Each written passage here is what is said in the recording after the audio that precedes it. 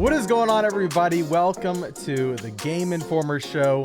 I'm gonna turn my ceiling fan on because this episode is about to be hot, and I'm just getting ahead. Dang it, my ceiling fan's not working. This is a weekly podcast. It's gonna catch on fire. This is a weekly podcast covering the video game industry. Join us every Thursday for a discussion about the latest gaming news, reviews, and exclusive reveals alongside Game Informer staff and special guests from around the industry. I'm one of your hosts today, Alex Van Aken, and I'm joined by Marcus Stewart. How you doing, Marcus? Hey, be honest. Did you just do that so you could show off that you have a remote-controlled ceiling fan like you're Hey Arnold? I didn't, but now that you bring that up, I should do it more often because I guess, yeah, it is impressive, isn't it? Yeah, Well, does one of the buttons make a couch? If it come works, out it's impressive. So yeah, it doesn't work on the third setting. Ever since my mom came to visit, my fan does not play on the highest setting. So I don't know what she did to it because she stayed in this room, but now it's not working at all. So Okay. Which button makes the couch come out the wall? this one right here. Yeah. Okay. Yeah. How you doing, Marcus? Doing good? Yeah, still in that new year, new me mode. The year hasn't worn me down yet. Still, Yet. nothing's gone wrong, right? 2024 off to Of course. a Yeah. squeaky clean start right Yeah, now. only what 2,000 layoffs 3,000, in the first yeah. 10 days. Jesus Christ. 3,000 layoffs in the games industry. But apart from that, things are great, Personally speaking, got a new weight set.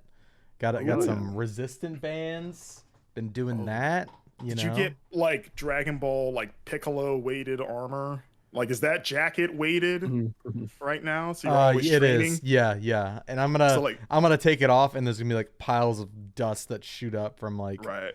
the weight hitting the floors, And you're gonna be able to move really fast. Yeah, absolutely. That's the plan. Okay. Nice. Marcus, your camera's bugging out again. So how about you leave the call real quick, come back, and while you do that, I'll introduce Kyle Hilliard. How you doing, Kyle? Good. I'm sad Marcus had to leave for a moment because I was gonna like pitch him the plan of like I grab you from behind and then he shoots you from the front, and I sacrifice myself in order to defeat you after you remove your weighted clothing. Gotcha. Yeah. Who's got sacrificed? What? I'm gonna sacrifice myself so that you can kill Alex Dragon Ball style. Oh, okay. I got Yeah. you. So go ahead and And put then your hand to your forehead. Get that going. You're gonna right, charge right, up for right. a while. Yeah, thank Do you. you remember what it's called? Instant transmission? No. He's talking about the special Gotta get beam out. cannon. Yeah. I'm talking about instant transmission. That when I It's saw the that same for hand the sign, isn't yeah, it? it is. When I Never saw that really for the thought first about time, that. I was like, "Oh my god!" By the way, the Dragon Ball power I think I would take even over flight would be instant transmission. I I mean, think. yeah. You know how much money you would save? Yeah. And time? Yeah. That there's no bad way to use that. Yeah, and like speaking of transmissions, cutting down on your carbon footprint, Exactly. if you go instant transmission. Well, although you would have to learn how to sense energy, right? Because isn't it you have to lock on to someone to Well, go that to where comes- they are? That comes with just the choice to learn it, right? If you get to pick a Dragon Ball power, that's part that's of it, included. right? Yeah. Oh, like Yeah. you just okay, it's like a package. Yeah. Gotcha. Also, I'm an empath naturally. It's so like a I firmware can update. just I can sense Just- something's wrong. Someone is sad somewhere. Oh, you're gonna have a lot of options. I can. Rounding this out this week, Wesley LeBlanc. How you doing, Wes? I'm good. To add to the Dragon Ball Z discourse, if I just sum up 2024, it's that scene where Chaozu tries to sacrifice himself and take out the Vegeta and the little dudes, Nappa, and yeah. he just dies. It doesn't do anything. Yeah, I mean, the nice thing about Dragon Ball is that always works and is a perfect plan that is always successful. Is I that, was like, the happy when most- Chaozu sacrificed himself. I mean, I was like, is that the most like unintentionally hilarious moment in all of Dragon Ball? Is Chaozu's failed? Well, Other than like the sacrifice? famous Yamcha, like Yeah, the Yamcha Yamcha's pose, yeah. one probably. Yeah, but you expected that. Like the moment he's like, "I'll fight him," you're like, "Oh, this isn't gonna go your way, buddy." But like Chaozu, they built it up, and you're like, "Is this gonna work?" And then it just does nothing. Yeah. Did you guys also start with Z? And so when he showed up, when Chaozu showed up, I was like, "What is that?" And then he like killed himself, and I was like, "Who is this guy? What happened?"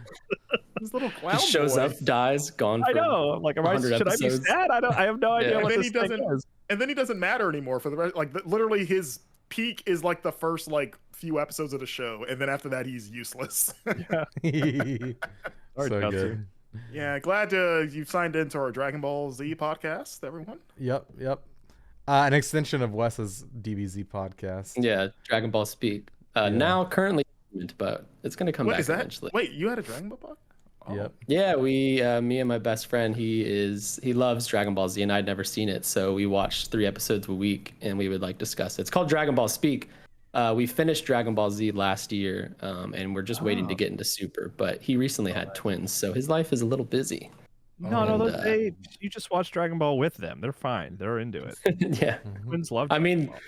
they're like 8 or 9 months old now, so I think the time, a Dragon Ball, the original is a kid's show, so they could start, I don't know, a couple months, right? It's Starts a lot. arguably more adult than Z Yeah. in some spots. Yeah. It's like, It's one of those like 80s kids shows, just a little No, different. I remember watching it Yeah. with my daughter and being like, "Oh yeah, there's a surprising amount of nudity in this Yeah. show." Yeah, that was for They kids back when forgot. kids smoked cigarettes. That's yeah. right. Goku The cool kicking kids. Chi-Chi's Yeah. crotch. Yeah. Yes. Yeah. Great show. Great family entertainment. Yeah. Yeah. Unproblematic Roshi. Well, speaking of great family entertainment, I've been playing Palworld, that new Pokemon with guns and axes Wait, survival Alex. game. Yeah. This is a real game. This is a real game. I've played it for 20 minutes because I installed it today and I started playing before the podcast started. I just wanted to be able to confirm this is a real game that has a real gameplay loop. And Is it out? it's in It's early out. access. this week. It's out. Oh, And oh, what comes? shoot, It dang. comes It out comes out- Friday. Yeah, so, yeah, like, yeah. it's tomorrow when you listen to this. Yeah. Yeah, embargo, according to the email I got, embargo's up. And I can talk about it and say it's real. You can wait. play that game. Real quick before we start, Alex. Yes. Before we start our episode, Yes. we should call out that at the time of recording, we have not watched the Xbox showcase. So if it feels like Yes. we're ignoring huge announcements to focus on Palworld, which I am genuinely very excited to hear about, Yes. that's why. I just before we got too far into the podcast. We have no idea what happens. Yeah. Indiana Assuming Jones, everybody- wow. Whoa. When he threw that lasso, I was like, whoa. Yeah, Can't I was believe also surprised at the original Dragon Ball series level of nudity it had. I was just like, for And there Indiana was a Jones- baby smoking a cigarette in that trailer too, which I wasn't Yeah. expecting. I was more surprised they actually got Harrison Ford up there and he tolerated talking about a video game for 3 minutes. Yeah, and he said, "No, you're awesome." He's like, yeah, I guess you could play Indiana Jones. That's that's my current day Harrison Ford. I'm sorry. That really happens. Oh my god, that man. Anyways, has made a career Go watch out of- Shrinking. He has made It's a a good career show. of being fun to watch. Be in a place he doesn't want to be. Like that's why you watch Harrison Ford. It's like he doesn't want to be here, and I love it. Yeah, So, yeah. How many airplanes can we crash in Indiana Jones? Yeah. I don't know. Yeah, I bet we'll see. Well, we know we're gonna see Indiana Jones. I'm guessing we'll see Avowed by Obsidian. Oh no, we will. They said. They said Yeah. okay. Yeah. Well, They I was said looking at that. the image earlier. I was looking at the image earlier, and it looked like a grounded thumbnail, like above where Obsidian's name was. They might just be putting it there because they want to save whatever they're showing off. Yeah, I don't could know. be. Yeah, I don't know. Yeah, Why Avowed. speculate? Yeah, yeah, About Hellblade, yeah, Aura, History Untold, that kind of Civilization-esque game. yeah. And was that it? It was just those 4, right? The Elder Scrolls thing, like last year, they're revealing at Elder Scrolls Online and then jumping over to like another showcase, but just for Elder Scrolls Online, yeah. right? Yeah. Yeah, it's like right after that ends. They're like, hey, stick around, Elder Scrolls Online. You like it? We got it. We Harrison insist Ford's here. He people are stuck around playing too. this game.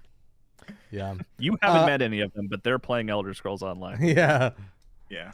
But yeah, I've been playing Palworld for literally 20 minutes. I just wanted to boot it up and see what the first few minutes are like. How many Pokemon have you shot? I have hit one Pokemon with an axe and then Oh my captured God. him when he was low. And then now he's my little guy. Okay, what's And his I'm name? about to send him out on missions. I didn't even figure out where to see his name or how to change it yet, but Wait, he's But you cute. threw He's an a axe chicken. at him. It's a chicken. Maybe it's Chickle D. Maybe that's what it is. Chickadee. That's the name of what I caught. Are we talking like a Metal Gear Peace Walker portable ops situation here, where you collect soldiers and send them out on missions? Does Palworld have kind of that going in the background? From what I know, like you can send them to like gather resources for you and that kind of thing. I'm not sure. There's a whole like. That's the thing with this game, right? And the reason we joked around about like, is this real? Because it's not just Pokemon, like a Pokemon style game. Like it's like an open world survival game. Like, yeah, like you have game. hunger. Like I have to keep up my hunger and keep an eye on my temperature.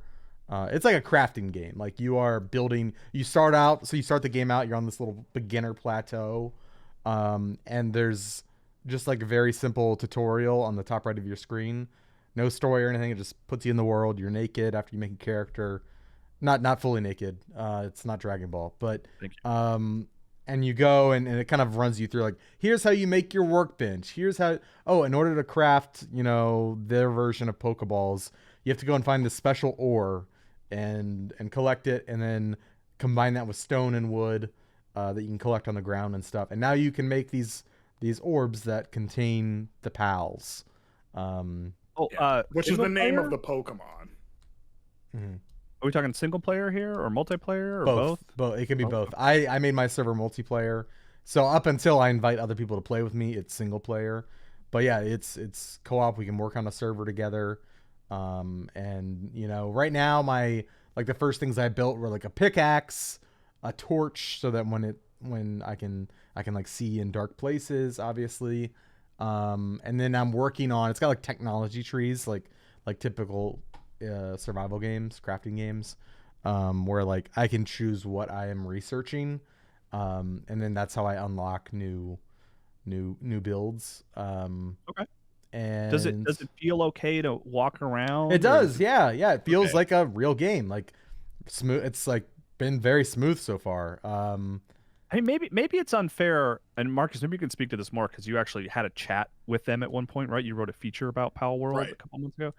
Like, maybe it's unfair that from the beginning, we've been like, this thing isn't real.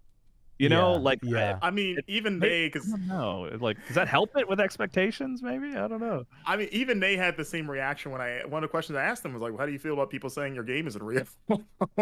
And he seemed, because I interviewed the founder, the head of the studio, and he just seemed very perplexed by that. He's just like, I don't understand why people think it's a fake game, but like without any of the like, it's like, yeah, I get why you would think that, but you also see the other side, like why people might think that, right? Like it's not like, oh, I understand. He just seemed like, why would you ever consider this wasn't real? Like there was no like, I guess self-awareness about like how incredibly ambitious that pitch is, and the fact that they have a game that like they've launched a couple of games, but they've launched one game which was like sort of like a Slay the Spire-esque sort of thing, and then they have another big game that more or less inspired Palworld called Craftopia, which is like a big open world crafting game that is still in early access and has been for like 3 years. So people were like, I mean, that other game you're working on, you're still not done with it, and you're making this, and it's kind of the same thing but with Pokemon and bigger. So like, can you do a bigger one of these without finishing the smaller one of these that you're still working on? You know what I mean? But, and I mean, who knows how long this will be in early access, honestly, with that track record. But I mean, that's where a lot of that skepticism comes from. But yeah, it was interesting getting their take where they just seemed completely just like what universe is there that this would not come out? What are you talking about? I mean, it's their life, right? It's their job. They're working on it full time. It's like when any of us see a comment or something on Twitter or anywhere that's like, oh, Game Informer still publishes a magazine, huh? It's that's what we're working on all the time. It's in the name. But I'm very eager, like as soon as we're done with this podcast, like I just want to go back and start that. Like I will say, very, very early first impressions, it's very pretty, and the monster designs are like really, I would say, at a high level, in terms of fidelity, in terms of character design, interesting character design and fidelity. Because there were some of them that, and this game has gotten some heat, where some of the designs maybe look a little too close to some Pokemon. You're like, isn't that Is that a basically Marie? this- Yeah, like that kind of thing. Or like the green one that looks like the plant one. This is me showing my modern day Pokemon knowledge. You know, the green Torterra. planty one. Yeah, Torterra. Is there one that kind of looks like that? I don't know. Yeah, there's one that looks like the. I'm not gonna try to guess the Pokemon names. That's fine. That's fine. Yeah, but Um, it has gotten that where they're like, is there something fraudulent here potentially? I think they Obviously just like not, wear their but, inspiration on their sleeve I think they just go as close to that like, they line. bump up against that line as they could without going over it. Yeah, Right, yeah. But I mean, as a fan of Pokemon, it is nice to see characters of that Look good. look good. Yeah, like honestly, like and you know, I love Pokemon. Like I've got a pile of Pokemon cards literally like right next to me. Like I love them. But you know, Scarlet and Violet ran horribly, and that was at like a fidelity that was not great. Like very mushy textures and just like, you know, and not good. And then to see a game like this come out in early access and have very strong so far. And granted, they're probably going to put like their mascot level characters early in the game so that people see them and remember them. Who knows how it looks, you know, 20 hours in if it maintains that identity. But to see them in like this really nicely lit environment with like, you know, the sculpting on the models is really neat, and like it just like this really nice polished sculpted look to it. I will say it has that going for it, and it gets a lot of points for that from me. The water shaders, I love a good water shader. They've got that really good stylized water shader on the waterfalls. Yeah, it just it looks really good. Good. I'm looking at the like PC Games N has a list of all 100 pals that I guess are available in early access. I don't want to know all of them, but you can tell me a couple. Okay. I'm just looking at them because I'm trying to figure out like which one of these has the potential to be their Pikachu. Like who's going to be the breakout pal of these ones. I feel like maybe because I've seen this one a lot in the marketing over the years, but there's one called, and you've probably seen it too, Alex, the kind of green grass fox squirrel looking one, Lip Monk. I'm gonna look it up. It kind of looks like a squirrel, but like a grass type. It's got like a squirrel tail. Oh yeah. I've seen that one. Yeah, just because I've probably seen that one the most. It's like maybe that'll be the unofficial mascot of Palworld. I forgot about like the giant yellow rabbit guy with the minigun. Oh, the one that looks like Electabuzz, kind of. Yeah, like Electabuzz. With a minigun. It's just such a fun phrase to add to a Pokemon style game. That is the part. Like that is the part. Like playing it. Like when I was like capturing the Pokemon, like hitting it with an axe just pal. I'm sorry, not a Pokemon. Hitting it with an axe just felt wrong, and like I didn't like that part of it. Well, how's again? You've only played 20 minutes, so. You know, but have you shot a gun? And if you have, how does the shooting feel? I have not shot a gun. I've punched and I've swung an axe. Okay. And that feels all right. Feels all right. Are the only enemies pals? Like, are you hitting other players or people? There are bad guys from what they told me in my interview. Like Again, I was dumped into the like beginner area. Probably no enemies. Like really just kind of getting my grasp. I've seen like 4 or 5 different pals walking around. And I didn't want to hit them because I didn't have a use for them yet, and I didn't want to just be. And you only hit people when you need them for something. Yeah, exactly. That's how I was taught. You know, as a kid. Only if you use somebody, you can hit them. You know, like, no, I just didn't want to be needlessly violent, yeah, I just feel I don't know how I'm gonna reconcile that because at Pokemon it's like. Well, like this is all fantasy and like we're, you know, they're shooting a little fire blast at each other, but they're going to get healed. And they do get healed in Palworld, but it's like, yeah, after I took an axe to them, you know what I mean? Or a gun, like I shot them with a pistol. Like that's different than like, oh, use razor leaf and cut them up, you know? Yeah. These aren't like cartoony looking guns. Like no, that's just a straight up like Glock. Yeah. Yeah, like these are realistic guns, which I mean, one of the reasons I've been fascinated by this game is that the game is like it has like a very sort of like dark undertone to it, like almost like a dark humor, because you can be complete like dicks to the pals in a way that you can't be in Pokemon, like because you mentioned before like there's like base building and like crafting and stuff where you can make factories and basically use your pals as like slave labor. Where you can just have them in these like little sweatshops. Like you've seen it in the trailers where you see the cute like pals all sad and they're just on this assembly line assembling like machine guns for you and they look miserable. But like you can absolutely do that if you choose to treat them that way. If you're just like, nope, I'm just big business man, no emotions. I'm just about the bottom line. So yeah, and I wonder like to me, like it was the absurdity that was like that made that funny. I don't know how that's going to play when I'm like 20 hours into the game. Like, all right, well, here's my assembly line of, you know, these pals and they're all miserable.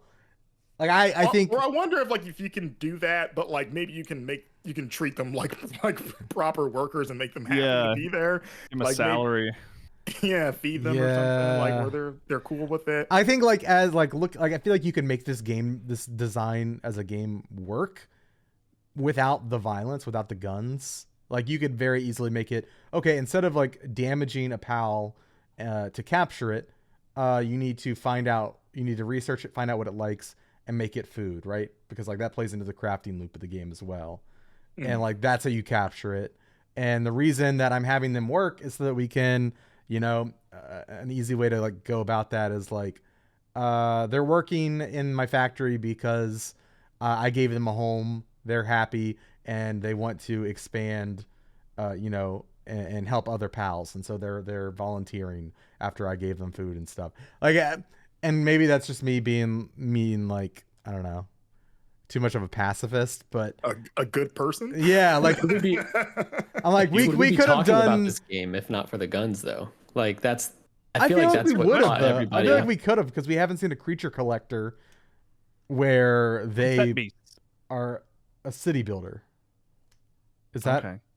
I was just trying to call out a recent like Pokemon sort of style game that like. Well, I think the unique thing is that they're like it's a crafting game universe or anything, you know. Yeah, but I think if you see like, oh, it's a crafting game, you're building bases, and the creatures that you collect are helping you. Like I think that's unique on its own, without having the minigun. But in terms of getting your attention. Oh yeah, it was viral. Yeah. I mean, that's what everyone called this game. Was like you didn't remember the name, but you're like, oh, the Pokemon game with guns. Yeah, you're right. America.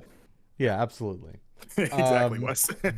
I'm curious about it. It certainly has the potential to be one of those games that young players find and kind of, you know what I mean, and like gravitate towards, and it becomes this like really successful niche game. I could see it being one of those.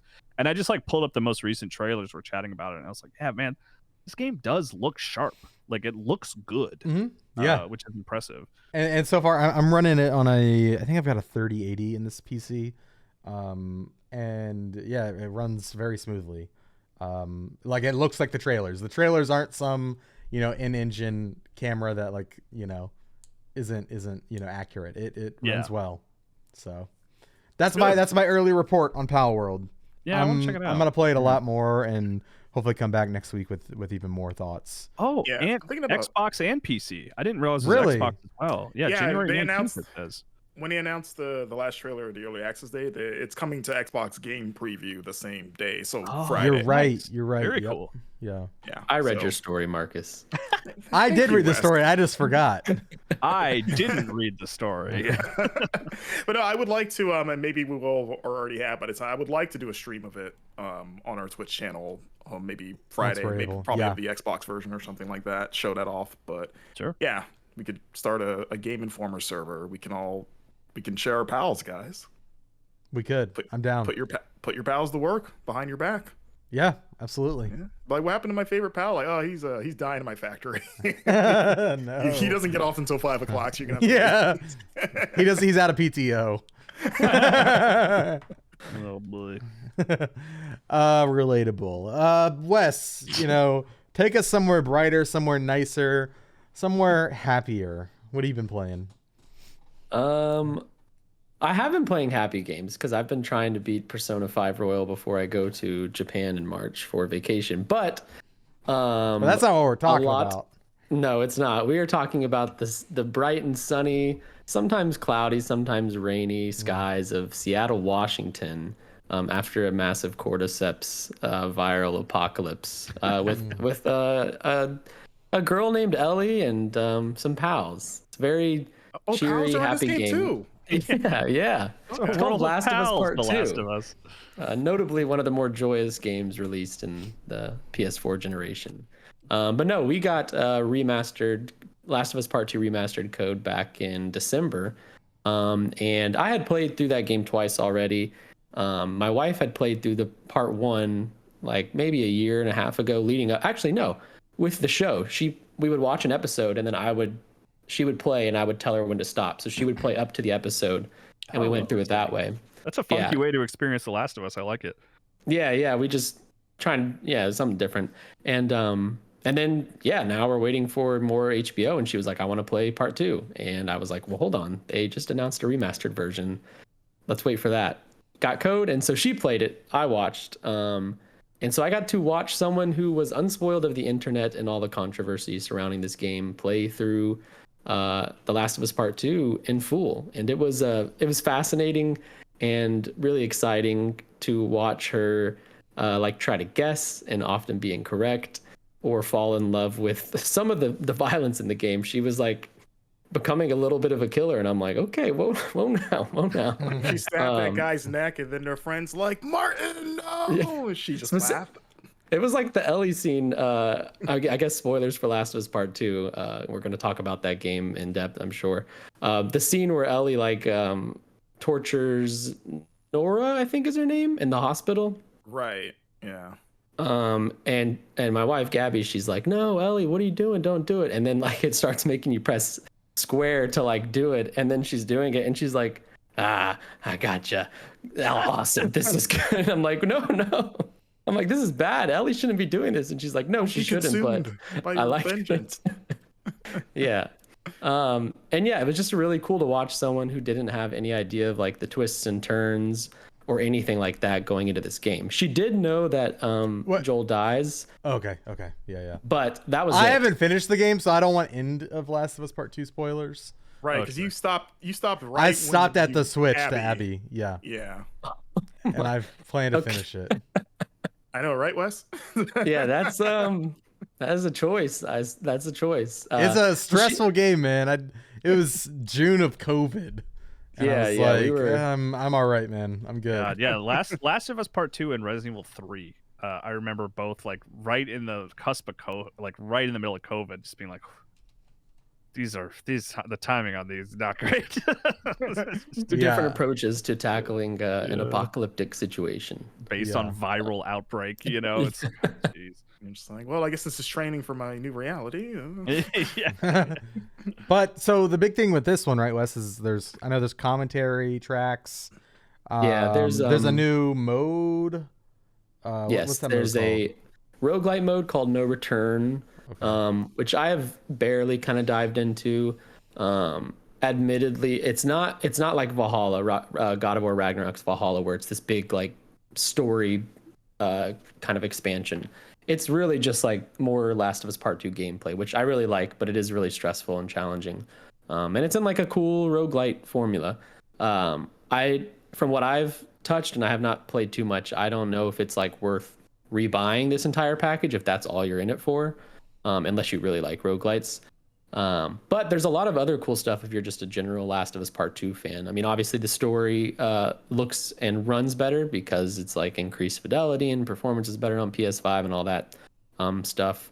There is a lot of bonus features. There's full commentary for the game. There are 3 lost levels, which are segments of the game cut out of the game, and you can listen to commentary while playing through those lost levels. They take 5 to 10 minutes each, and before each level, the director Neil Druckmann is kind of sitting in front of a camera talking about what this level was supposed to do, where it falls in the game, and kind of touching on why it was cut in some instances. Wes, you showed those sections to me in an episode of New Gameplay today, and I was sort of blown away that exists. I love that concept of just having a playable section of a game that didn't go in the final game and sort of an explanation of why and all that stuff, and like watching you play them for that video is like they're not really polished, you know, they're kind of they're a little janky, and it's like I love that they're pulling back the curtain on that. Like that is such a cool addition for sort of a follow-up version like this, that it is honestly like more enticing to me than like a new mode frankly. Same, yeah. And we touched on it in the NGT, which you can go listen to on Game Informer's YouTube channel. But it's really weirdly like Naughty Dog is probably one of the more like prestigious studios out there. Like they kind of hold themselves in a very cinematic sense, and PlayStation makes a big deal out of them, which is fine. They make really great games. But strangely, like in contrast to that, they're like one of the more open studios in terms of like giving peeks behind the scenes. I mean, they have 2 PlayStation produced documentaries, Grounded Part 1, and then they announced Grounded 2 is coming, which is a behind the scenes documentary about the second game. And yes, PlayStation probably has their hands all over it, so you know, we're getting a very scrubbed, clean, sanitized look. Although, but it's still more of a look than we get from a lot of other developers. Yeah, I mean they're pretty good about, I mean the God of War documentary, you know, had some you know, dirt. Had some real stuff in there, so I have some confidence. Oh yeah, for here, sure. You know, I mean the trailer for Grounded 2 like has one of the leads, I forget her name, but she's talking. She's like, I'm not as young as I used to be. I can't crunch like I used to anymore. And I think that's pretty wild to hear in a first party produced like documentary. And it gives me hope that they're maybe going to touch on that, because there has been reports in the past about Naughty Dog's like crunch culture with their games. But yeah, so like with the documentaries and then these 3 lost levels and commentary on why they were cut and letting us play a not very final version of these levels, I don't know. I think it's really cool. And I think stuff like this goes a long way to helping fans and players meet developers at like a more, I don't know, like I feel like if a game isn't perfect, like there's a certain sect of players out there who just like they lose their mind over it. They can't believe this product is not perfect. And I feel like breaking down the barriers between what happens in development and the behind the scenes and showing us what a level looks like 4 months before it comes out in the final game goes a long way to like, you know, creating a bridge between those two parties. And it's my favorite part of the remastered package. But also it is like maybe 15 to 20 minutes of gameplay, so again, like I wouldn't buy it just for that. And you can just go watch our new gameplay today to see everything in it. There is I think the package is worth the $10 upgrade, where if you have the original version, like that seems for me fair. But like I don't know who would buy this full price again if you already have the first game. It's like there's no reason to not do the upgrade if you own Last of Us Part 2 already. And then if you're buying it full price, I assume it's because you haven't played it at all, you know, and this is like the best version of the game if you're gonna play it. I mean, I understand from a business perspective why they did it. I mean, we kind of said the same thing when they remade Last of Us Part 1. We were all like, why are they remaking this? And Naughty Dog was kind of like, guys, it's not for you. It's for the people who are watching the show who never played the game. And now we have the second one for them too. And it's like, oh, okay, yeah, I guess that makes sense. It does seem to be more of a Sony first party, because they did Spider-Man 2, and that was like 2 years after it came out, because they did that remaster for PS5 the year the PS5 came out, and that's when they changed Peter's face. So it seems like over, weirdly. Maybe it's like a broader first party Sony kind of a thing. Like, are we getting a Ratchet and Clank Rift Apart remaster in the next year or so? Is that the time is coming up for that? According to the Insomniac leak, I think that made like $100, so I don't think it was that's why you got to put it out again. You got to try. If it does come, buy it. Man, anything else, Wes, on Last of Us Part 2 before we move on? No, I mean I guess I'll just like plug our content on the site. We've got well, it won't be like this when you're reading it, when you're listening to this probably, but obviously we've got our original Last of Us Part 2 review, which we gave it a 10. Marcus has an NGT going over the roguelite no return survival mode if you want to see what that's like. Me and Kyle recorded an NGT on the lost levels, and then I actually interviewed my wife about playing the game. So we went through 20 questions of like, what'd you think of this twist? What'd you think of the ending? What did you think of Joel's death? What did you think of this and that?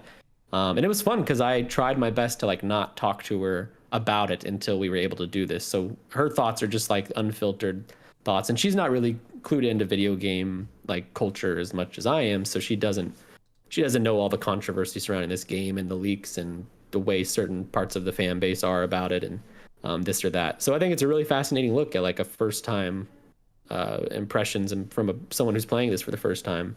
And then the last piece I wrote about, which I won't say too much because it's about stuff towards the end, but I have an opinion piece on how I think HBO's adaptation can fix the worst part of The Last of Us Part 2.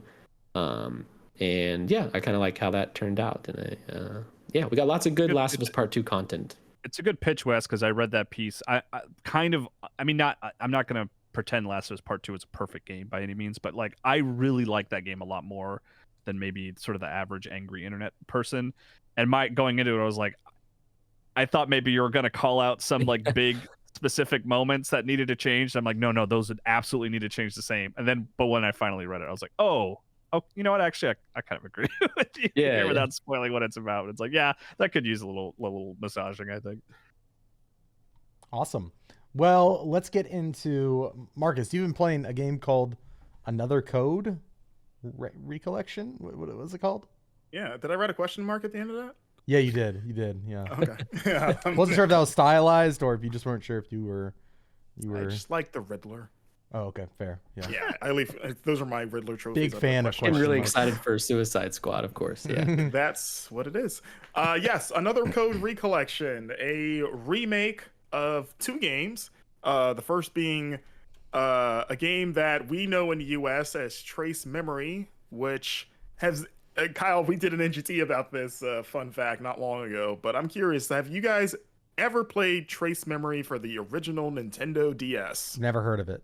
Nope. Okay. Didn't hear about it until the news story of this collection. Same thing. When they showed that trailer at the Nintendo Direct last year where they announced this, I was like, what the hell is this? Okay, that's interesting. But yeah, Trace Memory was a visual novel / kind of like puzzle adventure game, came out for the OG DS back in 2005 and is kind of considered like a cult favorite. Actually, former editor Kim Wallace has an article from 2012 where she did a list of like the 10 best under the radar visual like graphic adventure games, and Trace Memory is on that list.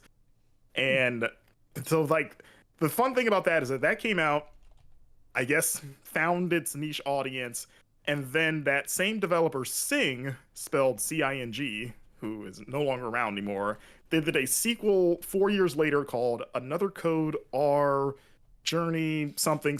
I don't remember because I don't have it in front of me.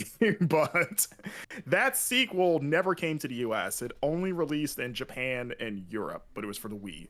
And so Another Code Recollection, which it's called Another Code because in Japan and Europe, that series has always been called Another Code, whereas in the US, it was called Trace Memory.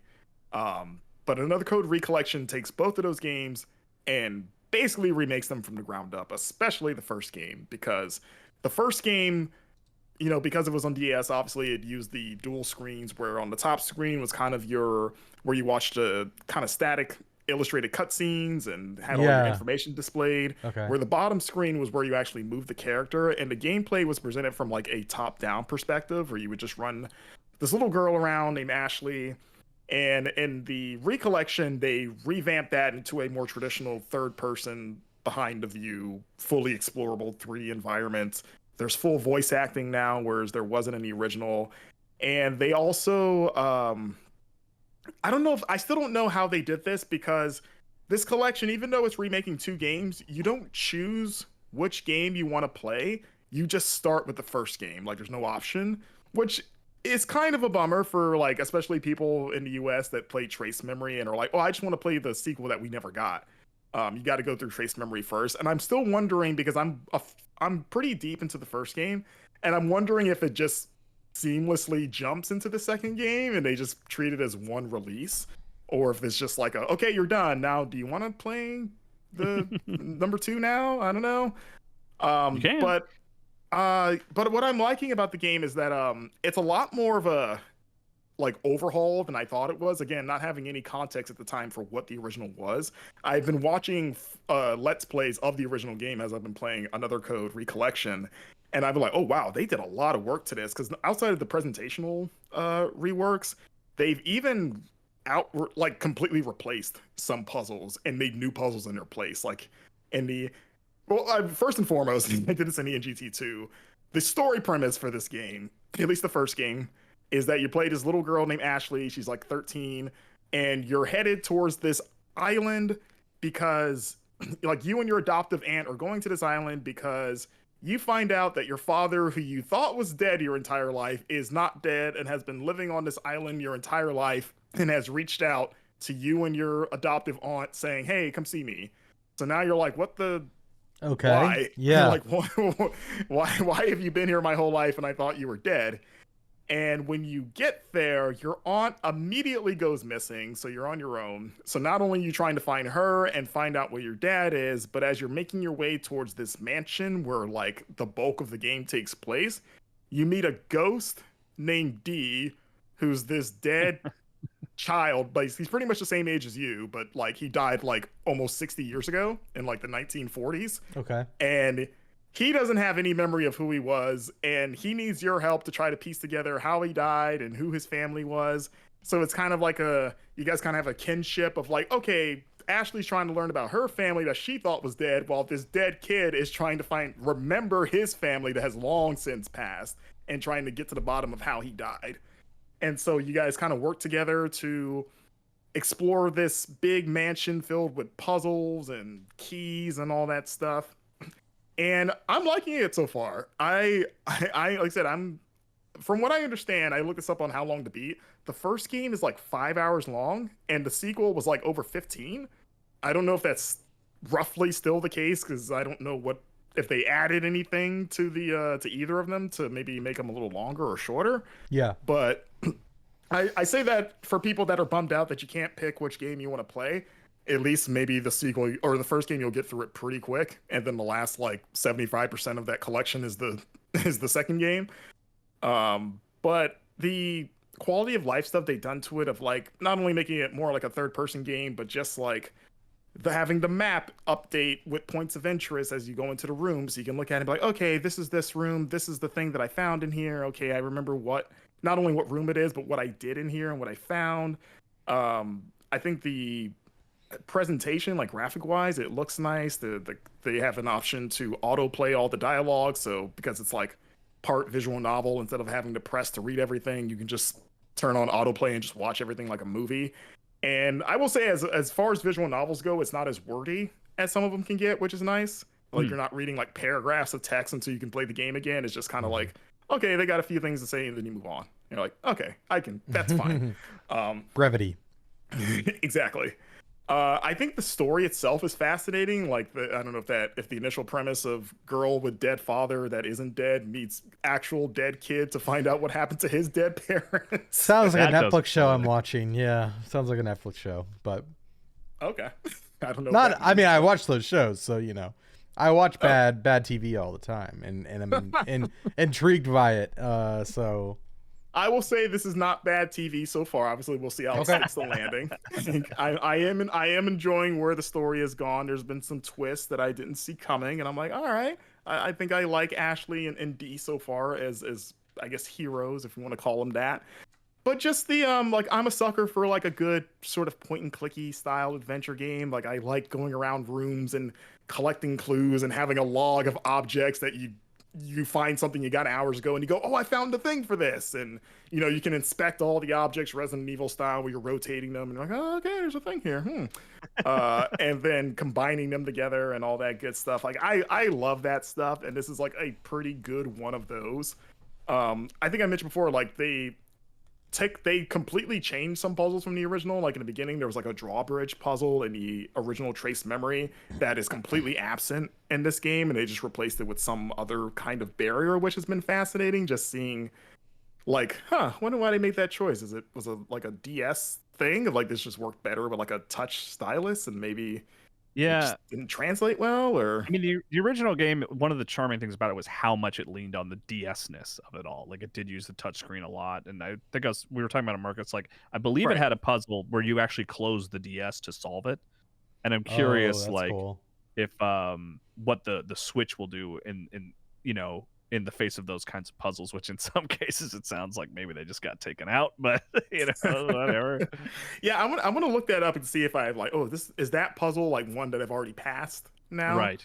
and like, could I remember what they did in instead or not, or if I haven't hit it yet. But yeah, that's one I need to look up. But it's funny you mention that because they leaned into the DS-ness of the original so much that Ashley had her main device that she gets from her dad is this like electronic handheld device that you pretty much is like your interface for you take pictures with it. You have all your information of all the characters that you meet and their relationships to each other and a few other functions. And in the original game, it straight up looked like a DS. Like it looked like the original launch DS. Whereas in the remake, it looks like a fake Switch now. That's funny. That's awesome. Okay, yep.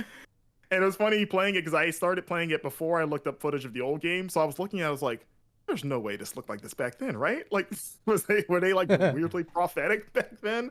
But no, it turns out they just made it look like the current console. But I'm enjoying it so far. I'm treating it as sort of my like before bed game.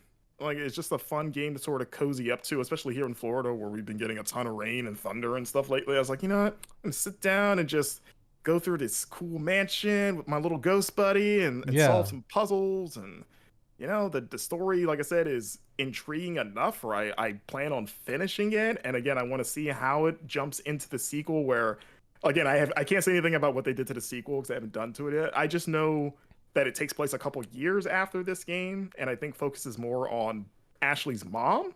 But other than that, I don't even know if you still have your ghost friend in that or not. But yeah, it seems cool. It seems like, again, like you mentioned, Kyle, that your wife's a big fan of the original, and I've heard like it's kind of like a cult favorite game on the original DS, and I think this is a really cool way to modernize it. Because again, I'm starting to see the appeal of it. Of like, okay, if the story on its own was enough to get people like, yeah, I think this is pretty cool, and it's got its hooks in me now.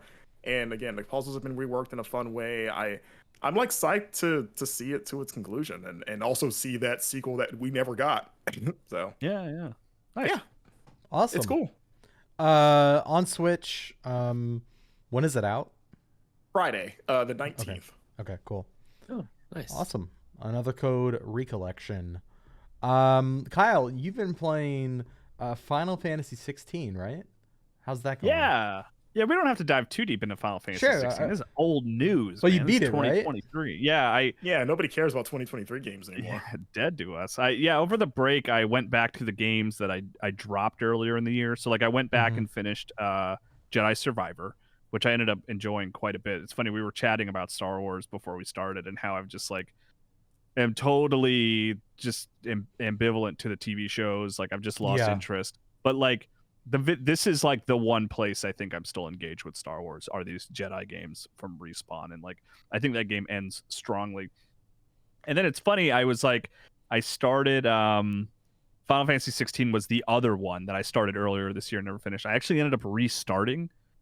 So I started over from the beginning, and I was like, and I'm like, you know, taking at a decent pace, making good progress, and then 2024 started, and we got code for Prince of Persia, and I have code for two other games that I'm two other very big games that I'm excited to play, and I was like, I have to finish Final Fantasy 16 because if I don't finish this game, it's never happening. It's never going to be finished. It's now or I'm never. going to move on. I just have to commit to it. And so like I sprinted through the game, and I would message Wesley every morning. I'm like, here I am. How am I doing? How much do I have left? And Wes would be like, I have to ask you, Wes, because we kind of like, you and I talked about this on our last episode of Super Replay, which you can watch on our second YouTube channel right now. Right. And you mentioned that you got to the end and you didn't do any side quests, which I can understand, but you didn't even do the important side quests. Like you didn't do the plus signs one where they give you the permanent upgrades. I was messaging him about that yesterday. Yeah. I didn't either when I played Kyle. Because I was wondering, like, there's no way Wes told you to do that, right? No, Jacob Geller, friend of the show, I think. I don't know if he's ever been on the Game Informer show. He has. Okay. But, yeah. Jacob Geller, look him up. Great guy, former intern. Very smart. He's so much more than a former Game Informer intern these days. I mean, he's a full-on YouTuber. Internet sensation. Exactly. Yeah. He suggested to me, he's like, don't worry about the side quests. Like the rewards aren't that significant. And maybe I took that too much to heart because it wasn't market. Like I was learning later, I was like, wait, you could get like a chocobo and like you could carry extra potions. I had no idea. Potions thing that's definitely like the big miss because some of those fights at the end without extra potions. Wow, sounds like Jacob Geller isn't so smart. But I mean, at the same time, even though I'm sorry, I did the exact same thing, Kyle. So I. Yeah, but here's the thing, though. I beat the game and I didn't hit that many walls. That's why I was shocked. I was like, at first I was gonna reprimand you of like, no, go back and do this. But then it's like, wait, if you got to the end without any of that stuff, like that's impressive. Yeah, I fought Odin was tough, but the thing is like I had three. I basically had like 3 little potions and 3 big potions, and like when I ran out of those and died. It checkpoints you back to like a midpoint of the boss, and it gives you all the potions back. But I mean, you didn't even get any of the like sword, like blacksmith upgrades because you didn't do any of his stuff. So I was like, how high? Like you would have hit a ceiling at a certain point with like how good your weapons could be. I wish there was only one weapon I wasn't able to upgrade. So I guess I was just getting. You can't make any of the other ones. Like I guess I'm assuming like I made some. The ones that the game just kind of gives you, but not like the ones that you got to do Blackthorn's quest for. Yeah, like I didn't do any of that stuff. Or any of that stuff. No. What he doesn't know can't hurt him. Exactly, right? I saw the same ending you guys did, I'm guessing. Oh no, it varies depending on all your friends. If they don't, I'm just kidding. Oh yeah. But the sword in our cutscenes looked cooler though, basically. Yeah, I guess that's it. But I mean, you played the game, Kyle, and had more time left at the end of the day to play other games, so that's right. You did it right. Yeah, I did every side quest in that game and wound up clocking in like 70 hours, and like the only satisfaction I got from that was like, well, at least I got to hang out with Clive some more. I got a platinum trophy, so I'm satisfied. I'm a sicko. But played outside that game of that, twice. Yeah, a lot of the side quests are very tedious. I think I hit about 40 hours. And I was not heartbroken to end my time with Clive. He's fine. I don't have a problem with Clive, but he's just like he was like a nothing to me. like at the end of the game, I won't spoil the end cutscene. I won't spoil the ending or anything. But I was just like, all right. Can I skip the credits, or do I need to stick around for this? Is there a fast forward button? Am I allowed to leave? I will say, I'm not to be too negative on it. I overall I enjoyed it. Like I think there's a lot going for it. It's an odd game because it felt like a lot more like a Devil May Cry game to me. Straight up, especially like skipping side quests and stuff. Like just focusing on action. When we did our Game Awards voting, like I put that in action game. Like I by principles, like I refuse to put this in an RPG category. When I saw that it still made it, I was like, I think people only put it as a knee jerk because of the name Final Fantasy. That means RPG. But it's like, no, this is not an RPG. Like it is an action game. There's no way you could argue that this game is an RPG. If Square just pitched it as this is a like they call it something completely different, and I'm sure it would be just incomprehensible knowing Square Enix, and didn't call it Final Fantasy, I think we all would look at it and be like, oh yeah, Square Enix tried to make like a God of War, and it came out pretty well. I should have called it Game of Clives. Game of Clives, yeah. Just take out the chocobos and the one Moogle, just like delete that and just swap it in for like a human NPC. It would have been good to go. But I will say, I think that my biggest takeaway from it was really liking the big bad. I really like the final villain. I like his design and how creepy he is, and sort of like he reminded me a lot of the Ridley Scott movie Prometheus in a way. Like he was straight from that movie basically, and I was like, that's cool. I like that. But I would say he was probably like one of the weaker parts to me. Sure. Yeah.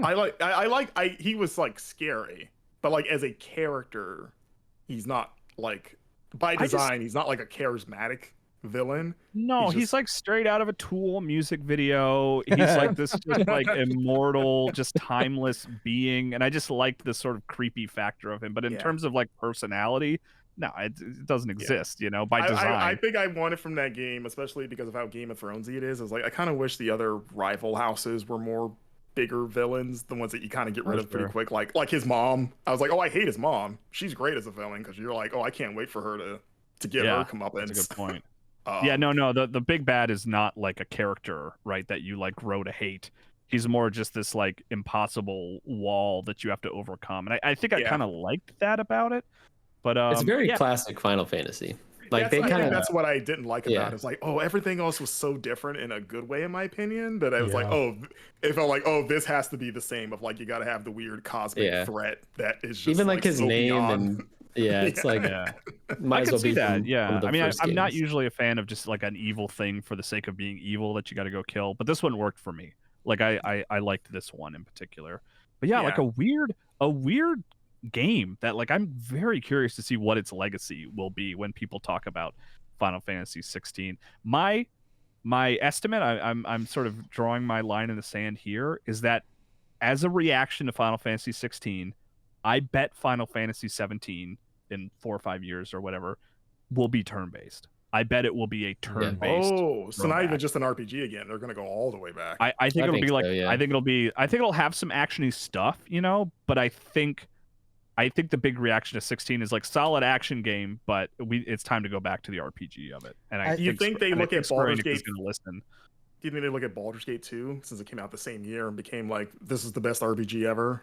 As another think like they- maybe people want turn-based again because that is a turn-based ass game. I think they're probably looking at like a dragon, which is Yeah. Or that turn-based, and people I've not played them, but like Stars, people Dragon love those. Quest, Yeah. Octopath Traveler, like all those things I think are them going to just kind of be like, you know what, it's time to bring back the menus for the combat. And I think Imagine that's if they did like it. a lower budget Final Fantasy, because I don't know, game budgets are too extreme in general now, and they did like a 2D HD turn-based, like it would be so good. Just Final Fantasy 17 2D HD turn-based classic game. That would be, I'd love it. And then, you know, they can do Stranger of Paradise 2, which we all want, if people want like an action Final Fantasy. Yeah, Wes, you've played both 16 and Stranger Paradise. Yes, yeah. Which do you think is like functions better for like sort of executing on its goal? Like I was thinking about that as someone who didn't really play a lot of Stranger Paradise, but it's like I think Stranger Paradise might have actually been more successful in the action. I like I don't know. 16 more, but for what it, I think Stranger of Paradise is a lot more successful at trying to be what it is. It's an action game, and it knows what it is, and action is first. And I think my biggest critique with 16, and even in my review, is like, this is like a not good RPG. Like, this is a great action game. Yeah. And not a good RPG. And anytime I'm in the action of Final Fantasy 16, I'm like, hell yeah, this is awesome. I love the combat. I love the bombastic fights and the icons and everything they're doing with that. But then when your game's like, yeah, you got to go help this girl build like an airship and find some parts for her, and you're just doing like a fetch quest, and it feels like old school RPG, not in a good way, it sucks. And then even like what I want out of an RPG, which is like customization and the role-playing part of it, the game has like almost none of it. Like you upgrade your weapon because it's the next one in line. There's no real customization to it beyond your iconic abilities. And I do think largely like it fails as an RPG, but it's a great action game. Great Devil May Cry style game. Yeah. Yeah. I think to go back to your question, Kava, what this game's legacy will be, at least for me, as a big Final Fantasy fan, like the thing that sticks with me about 16 is like I think it has the best writing of the series in terms of like the dialogue of like everyone talks like a person and not like a anime character. Yeah, that's fair. Yeah. Where it makes it's just and that's why I think Clive is the best protagonist they've ever done, pretty easily. Of just like, yeah, he feels like a real person, and I like the journey he goes on, and that's what made the side quests, I guess, tolerable, like the non-essential ones, because it's like the actual design of them is awful of like what they're asking you to do, but the cutscenes that accompany them are like good because it's more of the good writing of like, oh, this character you meet is pretty interesting. I want to meet them again. Of like, oh, the guy that runs the weird like bear city that's like super serious. He has a really interesting backstory that you only get to see through bad side quests. Yeah. Or like some of the other Clives is like, because Clive has like a bunch of interesting allies and all of their stories get fleshed out through those bad side quests. And so I only played it just to see more of them and hang out with them. And then like, okay, I guess I'll walk down this hallway or run all the other side of this desert and get that thing you wanted and then come right back. And then we're done here, I guess. So I think like, yeah, like writing and storytelling on top of like the combat is kind of where this game sticks out with me, because by the end of it, I was feeling kind of like that. Oh man, I'm gonna miss these guys now. Like Yeah, I like going back to that hideaway and seeing everybody. Just as Yeah, I think it's a good call. Like the overall plot and narrative and like that stuff is like maybe didn't fully work for me. But you're right in terms of like the dialogue. It is the most natural dialogue of any Japanese like RPG, maybe. Like you could I would put it up against like in terms of just cadence of people speaking, like Last of Us and God of War, which I think have some of the most naturalistic conversations in all of video games that feel like these actual like set piece performances, right? Where actors are like on a stage having a conversation, and like so many Japanese RPGs and Japanese games in general are just very stilted conversations with long gaps between. I wonder if that's discussion, a lot of a factor of localization or not. You Totally. know? Yeah. Yeah, absolutely. yeah. Yeah, And but like on that note, like 16 was the first Final Fantasy to Made be for done English, in right? English first. Yeah. English first and then Japanese second. So I wonder, I don't have any way to go find this out, but it'd be funny if like you speak to Japanese players and they're like, yeah, the dialogue and It's stuff awful. is stilted and there's like weird breaks and stuff. I would like love to know that feedback, because you're right. Yeah, it could like because I find sometimes like Kingdom Hearts cutscenes sort of just impossible. Like I just get so frustrated with them because they take so long between speaking and it feels so strange. Yep. And like some people take will cite awkward that as a pauses charm, in and I'm there. like, guys, come on, like let's like we could just do a little editing here. But yeah, I would be very curious to hear if Japanese players felt the way I do about Kingdom Hearts cutscenes to Final Fantasy 16, right? You know, You think I'd be very Kingdom curious Hearts in to know. Japanese is like some of the most eloquently written dialogue ever? I mean, what they're saying is interesting in those games, but it's just like Isn't it like I'm just like, come on, Yeah, just it is. can we It is. please talk? Please talk for the love of God. yeah? Anyway, Final Fantasy 16. I'm glad you liked it. I stopped playing halfway through. I liked what I played, and I was like, I'm good. I'm done with this. I'm gonna watch the rest on YouTube and move on with my life. And life's great that way, y'all.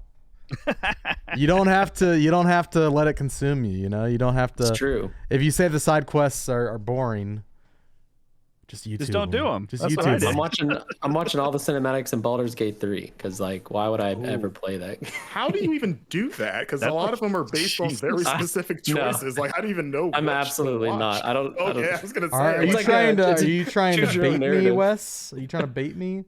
Because Just I a would little, say, just a I would little. say, that's totally valid. But I mean, Baldur's Gate is very much not linear. So, in a lot of its storytelling, so you might have problems. But yeah, I would Choose your say own if you're- adventure. You have to go from I video to video. I would say I think as a Completely different rule- characters, stories completely different. Wes is like, who is this guy? What are they talking no, listen, about? I liked all the stuff I saw, all the cutscenes I watched.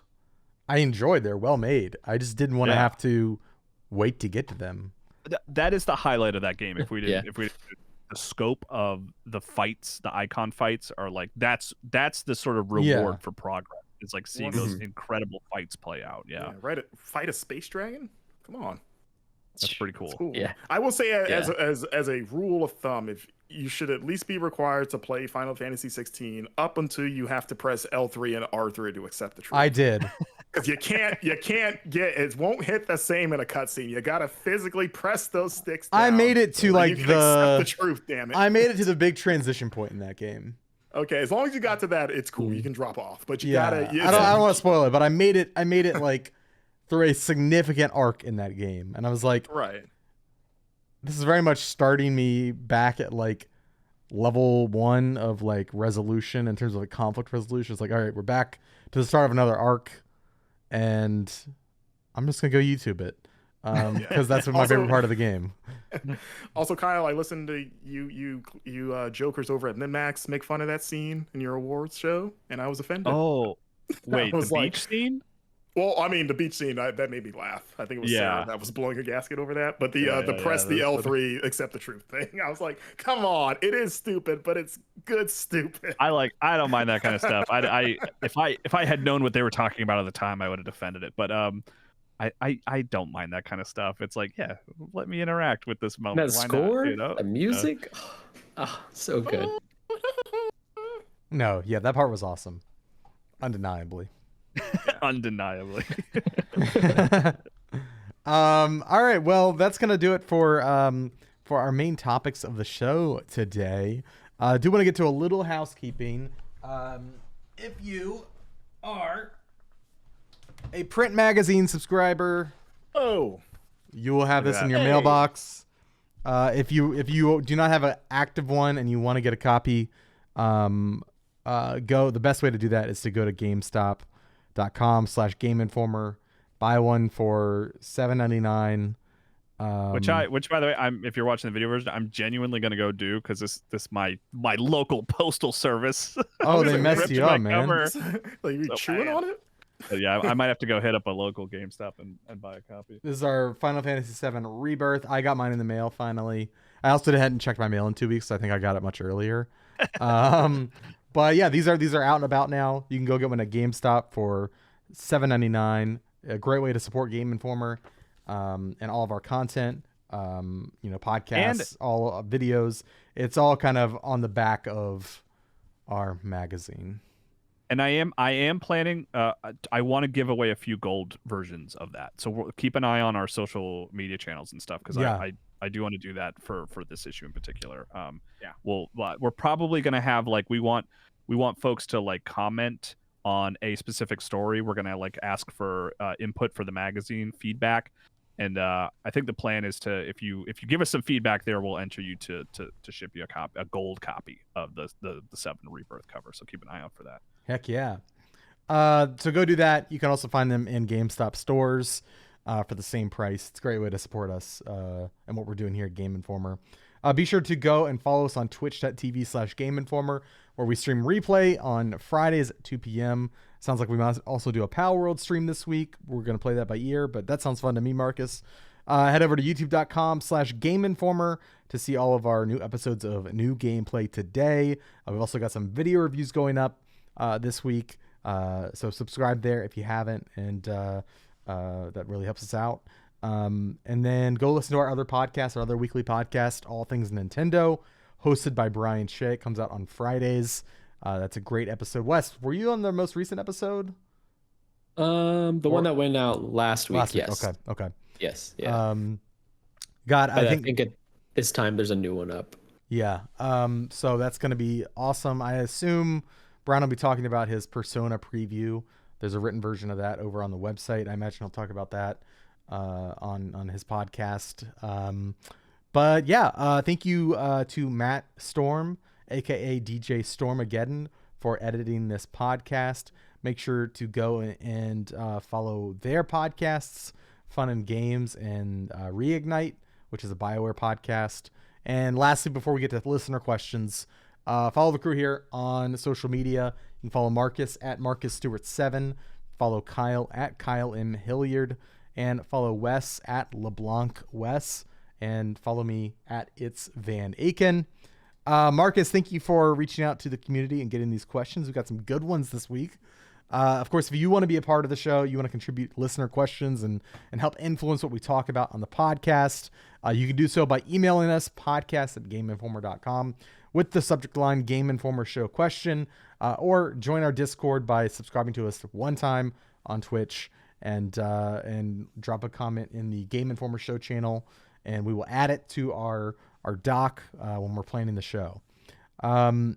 Zachary Pliggy via Discord asks, Ubisoft just made a positive splash with Prince of Persia, but is now receiving backlash when an executive came out saying that, quote, gamers will need to get comfortable, in quotes, not owning their games before video game subscriptions truly take off, in quotes.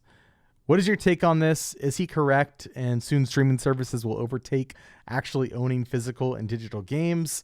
Will there be a happy medium, or will streaming services start declining down the line as they get overcrowded like TV and media services have become? I mean, the short answer is he's probably right. I mean, if we're gonna be real, they're being blunt, but they're not being wrong. You know? Yeah. I didn't even see this until I saw this question. But I hate not owning games. I still buy a lot of physical games, because I hate that. I hate that I don't own the things that I pay for. It frustrates me to no end. Sony was recently removing like movie purchases from their service. Right. Like I fear the future when the only way to play games is exclusively through subscription models. Yeah, I don't want that, but I do fear that that's the direction we're going. Yeah, I don't want in terms of the happy medium, like I don't want it to go all the way to the Game Pass model of like, because like I buy largely digital now. Like I guess I'm part of the problem where I used to be staunchly physical, and it really does come down to convenience. And then I also lie to myself a little bit and be like, well, I'm helping the environment because I'm not buying a plastic case. But like, there's still that like, okay, I bought this digitally. It's still more mine than if I subscribe to Game Pass, or the minute I stop paying their money, I can't play that game anymore. You know what I mean? Yeah. So I guess like that's the happy medium, is just traditional digital purchases. Like obviously we've seen that's not bulletproof with like storefronts going down, but even then usually you can still re-download stuff and keep it on a hard drive somewhere.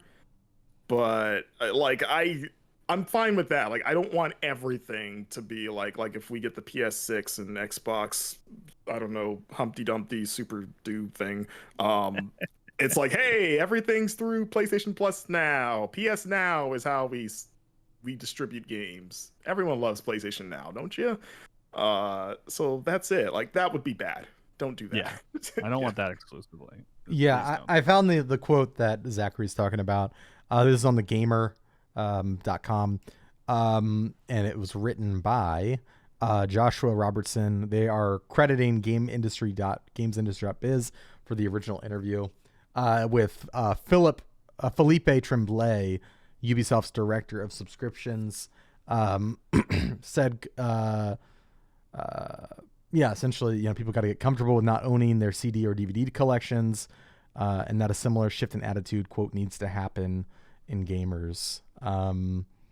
And according to this Gamer article, quote, he goes on to explain that not owning a game doesn't mean you lose your progress, and that you still keep the time you invested in what you built, even though you don't have a physical copy to stick on your shelf. Tremblay also says that he understands the gamer's perspective when it comes to owning games, but claims that services like Ubisoft Plus will allow them to access their games when you feel like. Well, I mean, that's flawed too, because like you keep your progress through a cloud, which is still determined on servers that they can turn off anytime if they want to. Absolutely, yeah. Like a game cartridge can have saves from decades ago. Absolutely, yeah. So that's not as I guess airtight as he's making it to seem. Yeah, I've recently kind of within the last 2 years, I would say, started picking up single like physical copies of games that I really enjoy, like the game, like I've got, when I was in Japan, for instance, like granted they're in Japanese, but like I bought copies of like Super Mario Strikers. I've got that physical now. Pokemon Gold. Oh, that's cool. I've got English versions of a lot of English versions of games too.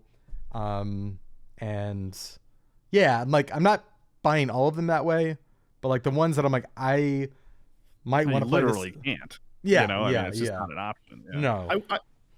I wonder, Kyle, I'll ask you this because you're the only parent here, because I feel like this change will only happen generationally, because kids grow up now not having the same appreciation for physical media because they just don't have it the way we did, basically. Yeah, like, would they? Does even your kid care as much about like I have to have this physically? No, I mean they care about playing the game. You know, so like whatever gives them access to that. I will say, as a parent, I get frustrated when she would like to play a game I already own digitally, and it's like it becomes this massive headache to try to give her access to it. Where it's like if I just had a disc, I could just hand you the disc. Right, like in the Shuhei Yoshida commercial. But yeah, I mean, subscription just in general across the board, television, everything. It's like ultimately when those things disappear, because they will, nothing is permanent. Netflix will not exist someday. Like it will all have been a factor of exchanging money for nothing in return. Yeah, or you're just at the whims of time. And in the meantime, it just gets like games right now are a lot more simple compared to movies and TV. And I'm sure you guys have done this, but like you're like, okay, I want to watch this movie, and so you try to find it. Nope, not on Amazon Prime. Nope, not on Netflix. Not on HBO Max. And then you Google it and it's on like some Pluto TV thing you've never heard of. And it's like, I'm not subscribed to that. I guess I'm screwed because I don't own it physically. Like I hate that part of, cutting the cord on cable television and just replacing it with television and movie streamers. Yeah. And I definitely don't want that with games, which we are already kind of heading towards. We have PlayStation, Xbox, Ubisoft, whatever theirs is called, EA's thing. Like, we'll hit a point where every publisher, Capcom, Atlas, like, they're all going to have their own sign up for our thing for $5 and you get access to our games. And like, that's so sounds so tedious and just makes me not want to play games. Yeah, like I'm under no illusion that it's not going to happen. I just hope that when it does happen, they take a lot of that tedium out of it. Like, if you're going to do it, at least make it a smooth user experience, because like I said, at the end of the day, the final nail is gonna be the generations after us. Like, when they become the majority of society, they will make that final call, because the people that are like kids or babies right now that have no appreciation for physical media, because why would they, they'll be they're just smoking cigarettes, They're vaping, even cigarettes will be digital. Oh, they kind of are. So yeah. But I say, like, when they make that final death call about like, get rid of this old crap that my grandpa only cares about, then it's like, I saw this coming. At least make the sign up for your service painless. I think it'll ultimately like settle into what music and movies have, where there's like Criterion Collection for movies. Like, you pay a premium, you get a really nice physical release of a movie. I collect vinyl records. Like, those died at one point and now they're back for like a niche collector's audience. Unfortunately, I think that's probably where physical games will be one day, is like, you can get a physical version of this game, but it's the $80 collector's edition that I Am 8-Bit is doing.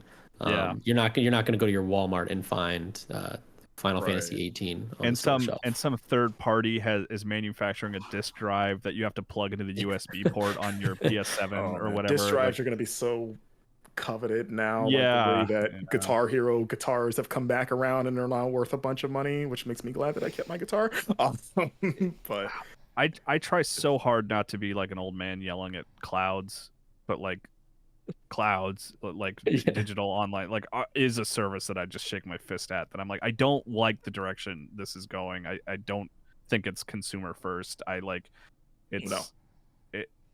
I buy a lot of movies on Vudu. Like, that's how I watch movies primarily, instead of like just subscribing to a million different services. I'll just pay more to own the digital version on Vudu. And even that, like, I live in fear of like that huge library that I've amassed, even though I own them all individually, as opposed to subscribe to services. Like, Vudu could just be like, we went out of business. Sorry. Yeah. Or what am I going to do? Like, all right. We made a bad deal with someone. Like, what was the PlayStation thing that we referenced before? Where like what was it, HBO or was it Paramount? I forgot who it was. It was like, we're pulling our stuff from PlayStation because reasons. And then they walked it back, but even then it was just like, okay, this will be around for 3 more years. And like, wait, this still has an expiration date. Wait, hold on. Yeah. So looking forward to the future. Yeah. J Herb on Discord asks. I'm sorry. We can if you I forgot it did that. Yeah, if you watch last week's podcast, the you'll remember on Wes's incredible screen have returned because he's so excited about the digital future. So we can't even have physical fireworks anymore. We got digital fireworks. What do you do, thumbs down? No, he cries. Yeah. It was like rain, right? Remember, you have to do your activation face. It was like Frank Miller rain. There you go. That's the activation face. Now hold it. Okay, well, it's doing something. Thumb down emojis are appearing. There it is. There's the rain. If you're just listening, by the way, Wesley was putting like all of his heart into those thumbs downs. Like, he was really putting his. He had to conjure every negative memory he's ever had. Yeah, left it all on the field. The side quests to Final Fantasy XVI. J Herb on Discord asks, do you all have a specific morning coffee or tea routine? Any coffee snobs on Snap? Any leaf suckers? I'd like to know how you guys get in the mood for writing in the morning. Is a leaf sucker a tea drinker? Yeah. Is that what we call them? Okay. I think I'm a coffee snob, but in like a positive coffee snob. Not like every time I've traveled with you, I'm told I'm a coffee snob. you make a point to find like a local coffee shop. Yeah. Like you will go out of your way to find like a good, which I respect because I like coffee too. Like you're my excuse to go maybe off the beaten path sometimes. It's like if in a pinch, if sometimes you're just like, well, Starbucks is right there. Yeah. It's easier than trying to look around and then. But that's not exciting, you know? No, you're right. I think it's like sometimes even the local spot doesn't guarantee it's good. Yeah, but at least it's like, you know, it's like at the very least it's evident of like the coffee scene there and like how they make coffee in that place, most likely. True. No, you're right. You're right. Yeah. I love getting coffee. I have an espresso machine at home that when I'm a good boy I use, but when I'm a naughty boy, which is most of the time, I go to a local coffee shop and get a cup of coffee. And sometimes I'll edit a video there. Typically, like I use it as an excuse to get out of the house. Most of the time, I actually don't drink coffee in the morning. It's usually like afternoon. Like I'll have a cup of like a latte or something. That's what I've been kind of, because I don't really need coffee. But I like coffee. Oh, yeah. I guess technically nobody needs. I mean, there are a few points in time, like on trips, where I'm like, I need caffeine now. Like I need something. But in my day-to-day life, I will go days without getting a cup of coffee. But when I do, it has to be good. Like I like the romance of like drip coffee, like going to somebody's house and like they serve some coffee on a pot. Like I like that experience. But like in my day-to-day life, I want like a espresso of some kind. Yeah. And like I'm on coffee YouTube. Like I follow like James Hoffman and like try to follow recipes and like I watch like coffee machine reviews and stuff. So like maybe I am into coffee. Yeah, I feel like once you start YouTubing coffee people, you've crossed the line at a certain point. Yeah. You know? This will be the answer, Alex. I'm going to say something and let's just gauge your reaction. Okay. I pretty much exclusively drink Dunkin' K-Cups with milk. Jesus. Yeah, okay. pretty bad. Why are you doing that to yourself, man? Fine. I'm not. I maybe have one cup of coffee a week on like a Thursday afternoon. When I mean, time to cook dinner. I need to get some energy. That's Kyle, you know there are better jealous. K-Cups. If you're gonna use K-Cups, there are infinitely better K-Cups. I actually have tried a number, and Dunkin' is the one. People are coming around on Dunkin' lately. You know, they get better. Me and Affleck, we're bros. And Ice Spice. Oh, she's Dunkin'. She's now Dunkin'. She's doing commercials with Affleck. I also like they have like a Dunkin' iced coffee that you sort of put in the refrigerator overnight that I quite like a lot too. But I just like I found that I hit a point in my life in the last couple of years where I was getting some real bad anxiety and I cut out coffee and it helped significantly. So now it has become like a every once in a while kind of thing for me. Yeah, I go through phases of like too much and not enough. It's weird because I didn't grow up drinking coffee. I only started drinking it when I was in college, studying game design actually, because you're like sitting in front of a computer rendering something for hours. And you're like, well, I'm tired and I gotta watch this bar move. So I guess I'll drink some of this coffee stuff the kids are into. And I had a very low coffee taste. Like I was like, I don't care. It's coffee. It's all the same. And but I live with one of my best friends, a roommate who's from the Dominican Republic, and by default he takes it very seriously. Yeah, where like he was coffee. He has every right to be snob about it. So he would go places and be like, no, don't drink that trash. And we would go to Miami, which if you want good coffee, you go to Miami and get some good Cuban coffee. And also you'll be up for the next 72 hours. But so like over time, my like palate got better. But now like in terms of everyday, again, it's like a combination of convenience and like, I don't want to say bouginess, but like I care enough to be like, I gotta get something good. Like I have like a Keurig because it's just easier. I mean, it is not great for the environment, but like, and then I'll try. But you buy physical game discs, so it counters or you don't buy physical game discs anymore, so it counters your K-Cups. I gotta destroy the earth somehow. It's only natural. The irony. And I don't like a decent brand of like Keurig. Like I have done Dunkin' and it's like good in a pinch, but to me it's just not for me. But it's weird. I'd rather do like if I'm gonna get. Are Dunkin', you I'd like a get, donut shop guy? Not as much anymore. Like I've kind of moved on from Dunkin's donuts in general. Like if I want sorry, I meant the donut- Keurig flavor. The brand. Oh, the brand. donut Okay. shop flavor. That's what my stepdad drinks. No, those are not great to me. Like I mean, again, in a pinch, I'll either get Starbucks, but those are expensive, so I only get those when they're on sale, or I'll get like it's weird. I don't know all the brands. There's like the one that's like in the yellow box, and it's more like Latin themed. I think I know. I know what you're talking like, about, and I also don't know the name. So that was. Oh, it has it's got the woman's face on it. Probably. It's like I don't know. A cup yellow box. Let's see. I'm sure that'll return a good result. Javalia, Cafe Bustelo. That sounds right. I mean, I do have Cafe Cafe. I do have Cafe Bustelo right now, but not as a K cup. I just have like the brick that you could kill someone with.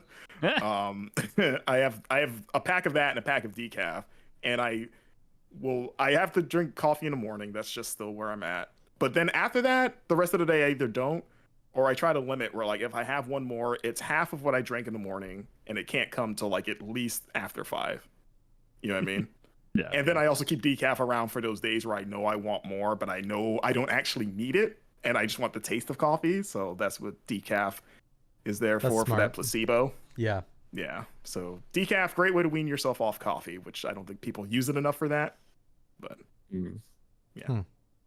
I was a barista and local coffee shop manager for like 5.5 years. Like, so I had a third wave. Yeah, like we had a roaster and everything. Wow. We were legit, and it's great. He's bougie as hell, man. I was bougie. I never got like super snobby with it, like hipster, but I mean I did enjoy finding what's good hipster coffee to you, like a Chemex?